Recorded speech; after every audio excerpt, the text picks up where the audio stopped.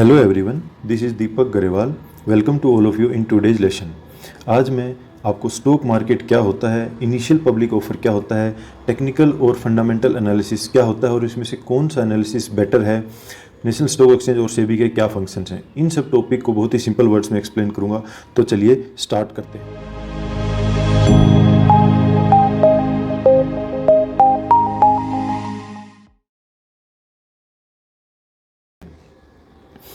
एक स्टॉक क्या होता है? स्टॉक एक शेयर है ओनरशिप ऑफ कंपनी में। मान लो कि किसी कंपनी के पास 100 शेयर्स हैं और उसमें से आप एक शेयर रखते हो, तो आप 1% के भागीदार हो उस कंपनी के। बहुत ही सिंपल टर्म्स में स्टॉक का मतलब यही है। ये आपका एक क्लेम रिप्रेजेंट करता है कंपनी की एसेट्स में। ठीक है, जो भी शेयर होल्डर्स होते हैं, अगर आपका शेयर है तो आप शेयर होल्डर बन गए, तो उनको प्रॉफिट्स दिए जाते हैं जिनको हम डिविडेंड्स बोलते हैं। और ये डिविडेंड्स बोर्ड ऑफ डायरेक्टर्स द्वारा डिसाइड किए जाते हैं और जनरली ये क्वार्टरली डिस्ट्रीब्यूट किए जाते हैं। फिर स्टॉक मार्केट क्या होता है? स्टॉक मार्केट वो जगह है जहाँ पे हम शेयर्स को, पब्लिक लिस्टेड जो कंपनी होते हैं उनके शेयर्स को हम ट्रेड करते हैं, उसको हम स्टॉक मार्केट बोलते हैं। तो इस स्टॉक मार्केट में एक प्राइमरी मार्केट होती है, एक सेकेंडरी मार्केट होती है और एक आईपीओ होता है। तो प्राइमरी मार्केट क्या होती है? मान लो किसी कंपनी को फंड रेज करने हैं, कंपनी के पास फंड सफिशिएंट नहीं है अपने बिजनेस को स्टार्ट करने के लिए, तो वो क्या करेगी कि अपने कुछ शेयर्स इशू करेगी। फॉर एग्जांपल 1 करोड़ अगर कंपनी की नेटवर्थ है तो 10 लाख शेयर इशू करती है, 10 रुपये का एक शेयर हो गया। तो वो जनरल पब्लिक को ऑफर देती है कि आप एक पर्टिकुलर अमाउंट ऑफ शेयर्स आप ले सकते हो, सब्सक्राइब कर सकते हो, और अगर फ्यूचर अच्छा दिख रहा है कंपनी का तो उसके बेसिस पे आप इनिशियल पब्लिक ऑफर में पार्टिसिपेट कर सकते हो। उसको प्राइमरी मार्केट बोलते हैं, जहाँ पे आप कंपनी के शेयर्स को कंपनी से डायरेक्टली खरीद सकते हो। फिर आईपीओ होता है। आईपीओ उस प्रोसेस का ही नाम है जिसमें कंपनी फंड रेज करने के लिए अपने शेयर्स को इशू करती है जनरल पब्लिक को। लेकिन यहाँ तक स्टॉक किसी भी एक्सचेंज पे अब तक लिस्ट नहीं हुआ है। फिर सेकेंडरी मार्केट। सेकेंडरी मार्केट में आप स्टॉक एक्सचेंज पे लिस्ट हो जाता है और वहाँ पे आप उसकी ट्रेडिंग कर सकते हो, आप बाई और सेल कर सकते हो। वहाँ पे सेल करने वाले वही लोग होंगे जो ऑलरेडी स्टॉक्स को होल्ड कर रहे हैं, जिन्होंने आईपीओ के दौरान उसको सब्सक्राइब किया था और शेयर्स लिए थे। तो दोनों में, प्राइमरी मार्केट और सेकेंडरी मार्केट में फ़र्क क्या है? प्राइमरी मार्केट में आप डायरेक्टली कंपनी से शेयर्स को लेते हो और उस प्रोसेस को हम आईपीओ बोलते हैं। और सेकेंडरी मार्केट में आप किसी एक्सचेंज पे जब वो लिस्ट हो जाता है तो जो ऑलरेडी जो स्टॉक्स को होल्ड किए हुए हैं उनसे आप बाई कर सकते हो और फिर सेल कर सकते हो। फिर हम देखते हैं कि टेक्निकल एनालिसिस और फंडामेंटल एनालिसिस क्या होता है। तो टेक्निकल जो एनालिसिस होता है वो हम ट्रेंड्स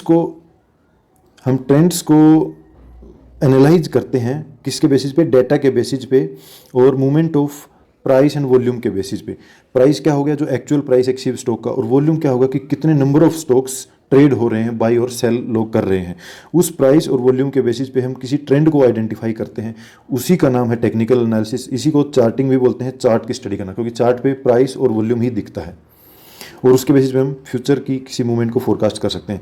ये काम कैसे किया जाता है? कुछ मूविंग एवरेज की हेल्प से, कुछ रिलेटिव स्ट्रेंथ इंडेक्स की हेल्प से, कुछ वॉल्यूम की हेल्प से, डिफरेंट इंडिकेटर्स होते हैं, उनके बेसिस पे हम करते हैं। तो बेसिकली ये चार्ट की स्टडी है, हम चार्ट को स्टडी करते हैं। दूसरी तरफ फंडामेंटल एनालिसिस क्या होता है? ये एक मेथड है डिटरमिन करने का intrinsic value of A stock. Stock की अंदरूनी कीमत, मतलब कोई कंपनी कितनी स्ट्रॉन्ग है और क्या फैक्टर्स उसके प्राइस को आगे आने वाले टाइम पे इन्फ्लुएंस कर सकते हैं, उसकी मार्केट कितनी बड़ी हो सकती है। इन सब चीज़ों को देखते हुए हम उसके एक वैल्यू, उसका एक आकलन करते हैं, उसको फंडामेंटल एनालिसिस बोलते हैं। उसके लिए हम उस कंपनी का बिजनेस मॉडल देख सकते हैं कि बिजनेस का मॉडल क्या है, बिजनेस साइकिल्स देख सकते हैं, हम कस्टमर बेस देख सकते हैं कि कितना बड़ा बेस हो सकता है, उसकी कंपनी की मैनेजमेंट क्या है, कॉम्पिटेंसी क्या है, कॉरपोरेट गवर्नेंस के बारे में हम कुछ रिसर्च कर सकते हैं, उस इंडस्ट्री की ग्रोथ कितनी हुई है, उसके पास इंटेंजिबल एसेट्स कितनी हैं और कॉम्पिटिटिव एज कितना है, कितना मार्केट में कॉम्पीट कर सकती है। ये सब चीज़ें हम फंडामेंटल एनालिसिस में देख सकते हैं। और दूसरी चीज़ें जिनको हम क्वांटिटेटिव इंडिकेटर्स बोलते हैं, कंपनी का टोटल प्रॉफिट कैसे है, हम उसकी बैलेंस शीट से देख सकते हैं। एनुअल रेवेन्यू कितना है वो हम बैलेंस शीट से देख सकते हैं। कुछ अकाउंटिंग रेशियोज होते हैं वो हम देख सकते हैं, और टेंजिबल एसेट्स कि उनके पास एसेट्स कितनी हैं, वो सब चीज़ें हम देख सकते हैं। तो ये हो गया मोटा मोटा टेक्निकल एनालिसिस और फंडामेंटल एनालिसिस। अब हम चलते हैं कि कौन सा बेटर है। मैंने आपको टेक्निकल एनालिसिस के लिए इस 7 चीज़ें देखने के लिए बताया था, फर्स्ट वीडियो में बताया था और इस वीडियो में बताता हूँ। अगर आपको किसी कंपनी के बारे में उसका फ्यूचर प्रोस्पेक्ट क्या है और कंपनी कितनी स्ट्रॉन्ग है, कस्टमर बेस क्या है, तो आपको ये 7 चीज़ें देखनी है। जिसमें एक प्लेज रेशियो है कि कंपनी ने अपनी होल्डिंग्स को कितना प्लेज कर रखा है, कितना गिरवी रखा है, तो ये 10% से कम ही होना चाहिए। फिर हम रिटर्न ऑन कैपिटल एम्प्लॉयड, ये देख सकते हैं ROCE, कि जो कैपिटल उन्होंने लगाई है उस पर कितना रिटर्न आया है, कितना उन्होंने पैसा बनाया है। तो ये 20 से अच्छा हो तो अच्छा है ये रेशियो, और 30 से अच्छा हो तो बहुत अच्छा है। फिर हम उसका नेट प्रॉफिट देख सकते हैं। ऑफकोर्स नेट प्रॉफिट राइजिंग ही होना चाहिए। अगर प्रॉफिट ही कम होता जा रहा है तो कंपनी के फंडामेंटल्स बहुत अच्छे नहीं है, एटलीस्ट फॉर शॉर्ट ड्यूरेशन। फिर रिटर्न ऑन इक्विटी देखेंगे हम, वो भी 15% से ज़्यादा होना चाहिए, कि जो उन्होंने पैसा लगाया उस पर भी कितना रिटर्न आ रहा है। फिर अर्निंग पर शेयर कितना अर्निंग हो रहा है, तो वो भी राइजिंग होना चाहिए। और प्रॉफिट टू इक्विटी रेशियो, कि जो भी पैसा लगाया और जो प्रॉफिट हुआ वो रेशियो ज़्यादा होना चाहिए, प्रॉफिट ज़्यादा होना चाहिए।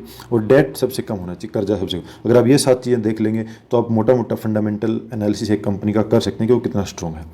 Technical analysis on the other hand, मैंने एक स्ट्रेटजी आपको बताया था जिसका ग्राफिकल रिप्रेजेंटेशन ये है, जिसमें हम 89 MA बैंड का यूज करते हैं। 89 एक्सपोनेंशियल मूविंग एवरेज, ये हाई वैल्यू है उसकी, ये लो वैल्यू है। और हम RSI का साथ में यूज कर सकते हैं, RSI 60 और 40। 89 भी फिबोनाची नंबर है, 61 एक्चुअल में फिबोनाची नंबर होता है, और यहाँ पे 38.2। तो आप एक्यूरेटली वो भी लिख सकते हो और ये भी चलेगा, क्योंकि हमें इस एरिया में 40 या 38 एरिया में सपोर्ट चाहिए RSI का, और सिमिलरली प्राइस की मूवमेंट ये होनी चाहिए इस बैंड में। और फिर हम यहाँ पे ट्रेड को एग्जीक्यूट कर सकते हैं, कैंडल के ऊपर बाई कर सकते हैं और स्टॉप लॉस नीचे लगा सकते हैं। सिमिलरली सेलिंग के लिए रेशियो एकदम रिवर्स रहेगा।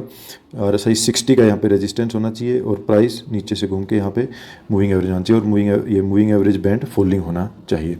तो इसी के लिए ये सब इसी की कंडीशंस लिखी हुई हैं कि इसमें हम कहाँ पे एंट्री लेंगे, स्टॉप लॉस कहाँ पे होगा, ये सब आप देख लेना, पहले भी एक्सप्लेन किया है।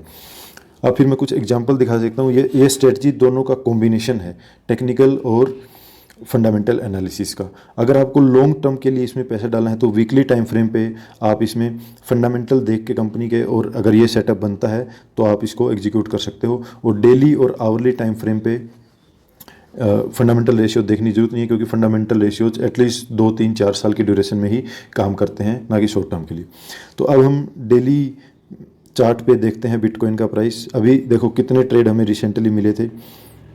ये एक 1 ट्रेड है, यहाँ पे देखो RSI 60 का रेजिस्टेंस है और बैंड में प्राइस गया है।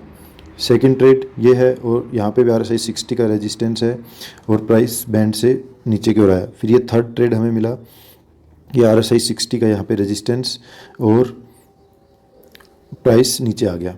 फिर जब प्राइस ने टर्न लिया तो ये देखो यहाँ पे सबसे बेस्ट सेटअप मिला, और इसी के बाद बहुत ही स्ट्रॉन्ग मोमेंट मार्केट में आया। यहाँ पे RSI 40 एरिया को सपोर्ट किया, 40 एरिया 38 के आसपास जाके आया, और यहाँ से सपोर्ट लेके प्राइस, और बहुत ही अच्छा बिटकॉइन के प्राइस में मूवमेंट आई। सिमिलरली हम देखेंगे तो बैंक निफ्टी में देखो, ये यहाँ से प्राइस ने बहुत अच्छी मूवमेंट दिखाई थी, और ये 40 एरिया का सपोर्ट था। सिमिलरली यहाँ पे भी अभी एक 60 एरिया का रेजिस्टेंस था, ये देखिए यहाँ पे 60 एरिया का रेजिस्टेंस था, और ये एक ट्रेड हमें मिला था, इसमें एटलीस्ट 1:3 का टारगेट पूरा हो गया होगा। तो ऐसे ही निफ्टी का भी आप देख सकते हैं। फिर हम देख लेते हैं कि नेशनल स्टॉक एक्सचेंज और सेबी के बारे में थोड़ा जान लेते हैं। नेशनल स्टॉक एक्सचेंज एक मार्केट प्लेस है जहाँ पे कंपनीज अपने आप को लिस्ट करवाती हैं एक्सचेंजेज पे। ये एक leading stock exchange of India है। ये 4th लार्जेस्ट है वर्ल्ड में बाय ट्रेडिंग वॉल्यूम के कितने number of shares per day सब कंपनियों के ट्रेड होते हैं, 4th लार्जेस्ट है। 1992 में एस्टेब्लिश हुआ था, और SEBI ने इसको रिकॉग्नाइज किया 1993 में। और automated trading facility across the nation provide कराता है नेशनल स्टॉक एक्सचेंज।